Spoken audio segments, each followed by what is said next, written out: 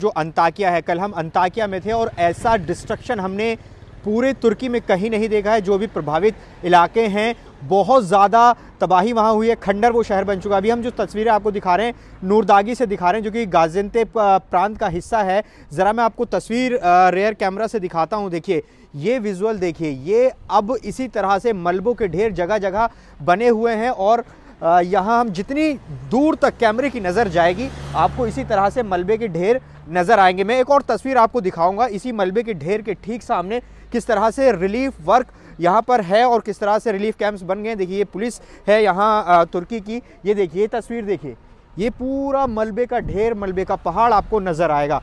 और ज़रा अब इस तरफ देखिए, ये आफाड जो कि यहाँ डिज़ास्टर मैनेजमेंट कंट्रोल करती है, आफाड की तरफ से यहाँ पर कैंप्स लगाए गए हैं। जो लोगों की ज़िंदगी है वो इस तरह से कैंप्स में सीमित होकर रह गई है। और चुनौती ये है आनंद, क्योंकि यहाँ बहुत ज़्यादा ठंड है, 1 डिग्री लगभग यहाँ ठंड है। अभी कोल्ड वेव हम महसूस कर सकते हैं। देखिए किस तरह से ज़िंदगी बसर यहाँ पर यहाँ के लोग कर रहे हैं। ये आप देख लीजिए, ये टेंट बनाए गए हैं आफाड की तरफ से और यहाँ अब इस तरह से लोग रह रहे हैं। और ये लगभग कई शहर ऐसे हैं जो कि टेंट सिटी के रूप में तब्दील हो चुके हैं। तो ये स्थिति बनी हुई है। लेकिन इस सब के बावजूद नूरदागी के अलावा अगर हम बात करें तो अंताकिया बहुत ज़्यादा प्रभावित है। हमने कल वहाँ पर देखा कि ऐसी जगह हमें नज़र आई जहाँ पर रेस्क्यू ऑपरेशन भी नहीं चल रहा था। और सबसे बड़ी चुनौती अभी यहाँ इनके सामने ये है कि वहाँ बॉडीज़ जो हैं वो डिकम्पोज होना शुरू हो गई हैं। बहुत जगहों पर स्मेल लगातार वहाँ पर हमने महसूस की। जी, महामारी का खतरा लगातार बना हुआ है। कहरामन मारस वो जगह थी जहां एक रिलीफ कैंप को हम शूट कर रहे थे, वहां हमें सेना ने रोक दिया। वहां इतनी ज़्यादा तादाद में लोग रिलीफ कैंप में मौजूद थे, लंबी लंबी कतारें लगी हुई थी राशन लेने के लिए, लेकिन हमें वहां शूट नहीं करने दिया गया। इसके अलावा जो समस्या यहां आ रही है आनंद, वो ये आ रही कि जो आप कैंप्स मेरे पीछे देख रहे हैं, यहाँ पर सब कपड़े और खाना इनके पास है, लेकिन इनको यहाँ चाहिए हीटर चाहिए, गैस चाहिए, विमेन हाइजीन चाहिए, डायपर चाहिए, ब्लैंकेट्स चाहिए। ये वो ज़रूरत है जो फिलहाल ठंड से बचने के लिए बहुत ज़रूरी है, क्योंकि लोग कारों में ज़िंदगी गुजार रहे हैं, जिनको कैंप्स मिल जा रहे हैं वो कैंप्स में लोग रह रहे हैं। तो अभी बहुत बड़ी चुनौती है, न सिर्फ वो लोग जो बच गए हैं उनको आसरा दिया जाए, उनको एक जो ज़रूरत है वो पूरी की जाए। इसके अलावा जो मलबों के जगह जगह ढेर लगे हुए हैं, मैं आपको तस्वीर दिखाऊं, उसको हटाना, क्योंकि जो आंकड़ा आपने अभी बताया कि 41,000 क्रॉस कर चुका है, अकेले 35,000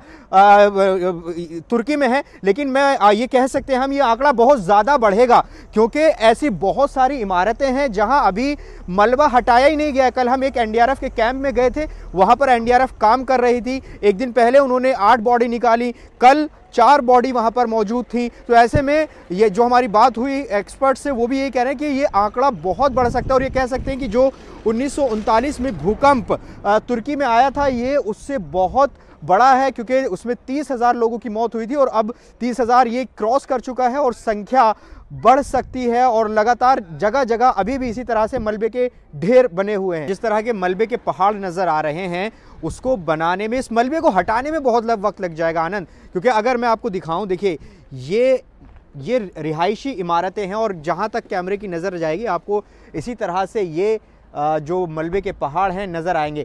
और ये एक तरफ नहीं है। मैं ज़रा कैमरे को थोड़ा सा आगे ले जाता हूँ और आपको तस्वीर दिखाता हूँ। ये देखिए किस तरह की स्थिति यहाँ पर बनी हुई है। और यहाँ अभी इस जगह पे, कम से कम इस पॉइंट पर, हमें कोई रेस्क्यू ऑपरेशन चलता हुआ नज़र नहीं आ रहा है। हालांकि ऐसा नहीं है कि नहीं चल रहा है, नूरदागी में दूसरी जगहों पर चल रहा है, लेकिन यहाँ अभी नहीं दिखाई दे रहा है। देखिए एक इमारत, ये देखिए इस तरफ, मैं आपको दिखाता हूँ कि यहाँ क्या स्थिति है।